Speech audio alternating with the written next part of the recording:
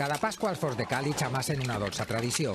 Fer-la amb carinyo i guardar les tradicions que tenim de sempre, d'això, la massa mare.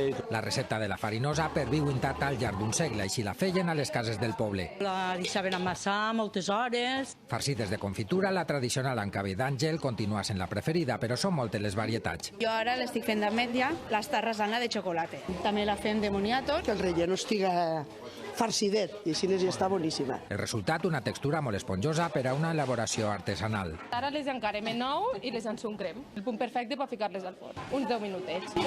Són jornades de faena en estos forns. Fem extres, però a part d'aquí no s'escapa ningú. Tios, germanes... Des d'on cada dia en poden sortir prop de 2.000 unitats d'estes mones allargades. Per divendres sant me guarda 3 farinoses de cabell. Sempre que ne fan, pues ne venim a buscar. Molta gent, moltíssima. No hi ha estos dies un lloc més dolç. Hacemos muchísimas porque es buena señal. Per a gaudir d'una de les mones més populars al nord del nostre territori.